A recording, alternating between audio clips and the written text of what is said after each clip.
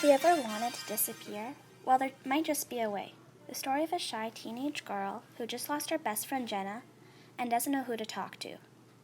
Vicky Decker finds a new life online and tries to help people like her feel like they belong, while also trying to figure out her own life. Hello, my name is Sophie. Welcome to Meg Reviews. In this episode, I will review the book How to Disappear from the author Sharon Huss Roat. This book is a moderate read for ages 12 plus. There is 377 pages. It's a realistic fiction that focuses on identity and finding friendships. This book is in the present at a high school. The author tries to make it as real life as possible by telling real life situations.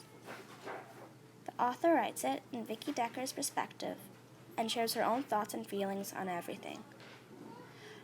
Other readers would enjoy this book because it focuses on real-life events, and other readers can compare it to their own life.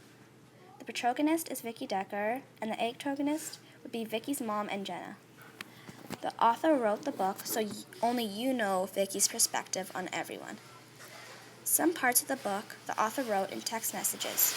She also used hashtags to tell how the characters feel, like #alone or #MeToo. This was one of the books where I couldn't stop reading it, and that after every chapter something new would happen, and I have to continue reading the book. There's a lot happening in the book, so I need to read it carefully so I know what's going on. I feel like the author tried to rush the ending because it didn't feel complete.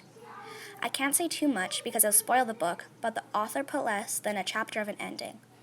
The author never explained why everything really happened. I would have also preferred if the author made it in more perspectives rather than just Vicky. I think the book would be better if it were also in Jenna's perspective. The author explained a little that was going on in Jenna's life, but I want to know more. This book engaged my emotions while I was reading it. It made me hope that Vicky would end up making friends. It also left me thinking after I was done the book if things would have gone differently if Jenna never left. Vicky would probably never change and never would have gotten the chance to talk to other people by herself. In the book, Jenna said that she could have chosen any other friend group and that she was being nice with deciding to be friends with Vicky.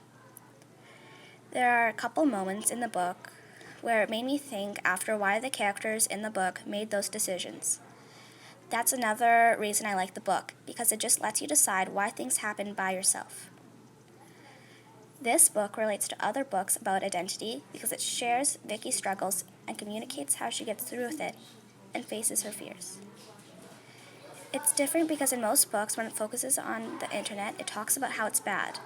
But in this book, it talks about how Instagram helped her face her fears by showing she wasn't the only one out there and that even kids her age were also struggling like her. I like that the author showed both sides of the internet and that could be good and bad. One of my favorite parts of the book was when Vicky made a fake Instagram account and started photoshopping herself into other people's photos in a disguise called Vicurious. It got really exciting when she started getting 30,000 followers. I feel like the books are better when you can compare it to your own life. It may not be as extreme as the situation in the book, but there are small parts in the book where you might feel the same way as the character. And I think that's why the book was so good, because you can compare it to the real world. I would rate this book 4 out of 5 stars. It was a good book, but it'd be better if the author didn't rush the ending, and it was in at least one more perspective. Everything else about the book was great, and I would recommend reading it if you enjoy reading realistic fictions.